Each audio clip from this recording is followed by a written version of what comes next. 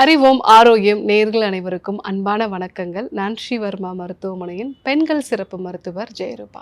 இந்த நாள் இனிய நாளாக அமைய என்னுடைய மனமார்ந்த வாழ்த்துக்களும் பிரார்த்தனைகளும். பிசிஓடினால பாதிக்கப்பட்ட பெண்களில் 10ல் 5 பெண்கள் சொல்லக்கூடிய ஒரு விஷயம், டாக்டர் நைட் எனக்கு தூக்கமே வர மாட்டேங்குது, 2 மணி வரைக்கும் தூக்கம் இல்லாமல் ரொம்பவே சிரமப்படுறேன், காலை நேரத்தில் தான் எனக்கு தூக்கமே வருது, அந்த சமயத்தில் என்னால் எழுந்திருக்கவே முடியல, நைட்டு தூக்கம் வர்றதுக்கு என்ன பண்ணணும்? ஸோ இந்த ஒரு பிரச்சனையோட நிறைய பெண்கள் கஷ்டப்படுறாங்க. பிசிஓடினால் பாதிக்கப்பட்ட பெண்களுக்கு ஏன் இரவு தூக்கம் சரியாக இல்லை, அதற்கான காரணம் என்ன அப்படிங்கிறத பார்க்க போகிறோம். இதை சரி செய்கிறதுக்கான 7 வழிமுறைகளை பற்றியும் நம்ம இன்றைக்கி பார்க்க போகிறோம்.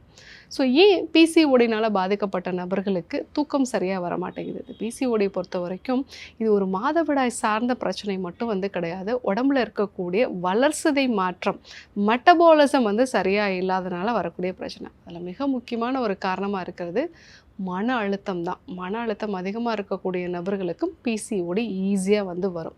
ஸோ பிசிஓஎஸ் இருக்கக்கூடிய பெண்களுக்கு அவங்க பாடியில் சிம்பத்தட்டிக் ஓவர் ஸ்டிமுலேஷன் அப்படின்னு சொல்லுவோம். அவங்க எப்போவுமே அலர்ட்டாகவே இருப்பாங்க. ஸோ அவங்களுக்கு ஏதோ ஒரு பெரிய பாதிப்பு வர்றது மாதிரியும், அதனால் எப்போவுமே அவங்க கொஞ்சம் பதட்டமான நிலையிலையும் இருப்பாங்க.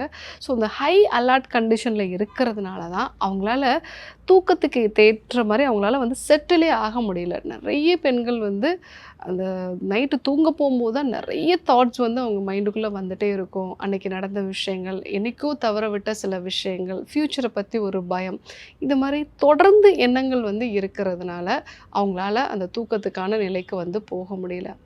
ரெண்டாவது விஷயம், அவங்க பாடியில் ப்ரொஜெஸ்ட்ரானோட அளவு கம்மியாக இருக்கும். அவங்களுக்கு ஈஸ்ட்ரோஜன் ஹார்மோன் தான் அதிகமாக இருக்கும். ப்ரொஜெஸ்ட்ரான் அப்படிங்கிறது நம்ம பிரெயினை அமைதிப்படுத்தக்கூடிய காபாங்கிற ஒரு என்சைமை அதிகப்படுத்துறது. ஸோ ஆனால் இந்த ப்ரொஜெஸ்ட்ரான் கம்மியாக இருக்கிறதுனால நமக்கு அமைதியான ஒரு மனநிலையே உருவாகாது. அதனால தான் நமக்கு நைட்டில் தூக்கம் சரியாக வர மாட்டேங்குது. மூணாவது காரணம், இந்த பிசிஓடினால் பாதிக்கப்பட்டவங்களுக்கு கார்டிசால் பகல் நேரத்தில் இருக்காது. பகல் அவங்க எப்போவுமே சோர்வாக தான் இருப்பாங்க. எந்த வேலை செய்ய சொன்னாலுமே இதை செய்யணுமா அப்படின்னு தான் யோசிப்பாங்க. ஸோ ஆனால் நைட்டில் அவங்களுக்கு கார்டிசால் லெவல் அதிகமாக இருக்கும். ஸோ அதனால் என்ன ஆகும் அப்படின்னா, பகலில் அவங்க தூங்கி வெளிவாங்க, நைட்டில் தான் அவங்களுக்கு ரொம்ப ஆக்டிவான ஒரு நிலை இருக்கும். ஸோ அந்த கார்டிசால் லெவல் மாறிடுறதுனால ஸோ அது பகலுக்கு பதிலாக நைட்டில் அவங்களுக்கு அதிகமாக சுரக்க ஆரம்பிக்கும். இந்த காரணங்களால தான் நைட்டு சரியாக தூக்கம் வர மாட்டேங்குது. நைட்டில் தூங்க போகிறதுக்கு முன்னாடி ஃபோன் பார்க்குறத அவாய்ட் பண்ணுங்கள். அந்த ப்ளூ லைட்டு உங்களோட பிரெயினை ஹேக் பண்ணி பகல் மாதிரியே காமிக்கும். அதனால தான் உங்களுக்கு தூக்கம் சரியாக வரதில்லை. அதே போல் காலையில் எழுந்த உடனே சூரிய வெளிச்சம் உடம்புல படுற மாதிரி கண்டிப்பாக ஏதாவது ஒரு மெத்தட் ஃபாலோ பண்ணுங்கள்.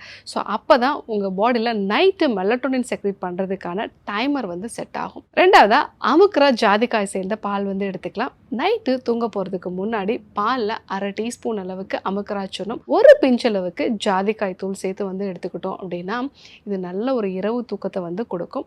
மூணாவதாக நைட்டு தூங்க போகிறதுக்கு முன்னாடி கால் பாதங்களில் எண்ணெய் தேய்ச்சி ஒரு மசாஜ் மாதிரி பண்ணுங்கள். இது உடம்பை நல்லா கூலாக்கும். அதனால் நல்ல இரவு தூக்கம் வரும். நாலாவதாக ரெகுலராக நீங்கள் இந்த ஒரு மூச்சு பயிற்சியை பண்ணலாம். நைட்டு தூங்க போகிறதுக்கு முன்னாடி நல்லா ஆழமாக மூச்சை உள்ளே இழுங்க. ஃபுல்லாக உங்களுடைய லங்ஸ் நல்லா காற்றுனால நிரம்பின பிறகு திருப்பி எக்ஸ்ட்ரா ஒரு சின்ன ஒரு இன்ஹலேஷன் பண்ணுங்கள். டபுள் இன்ஹலேஷன் நம்ம சொல்லுவோம்.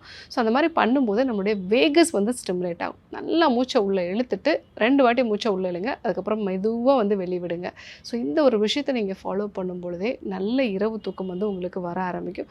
இந்த மெத்தடை ஒரு 2லேருந்து 3 முறை பண்ணும் பொழுதே உங்கள் பிரெயின் நல்லா அமைதியான ஒரு நிலைக்கு வந்துடும்.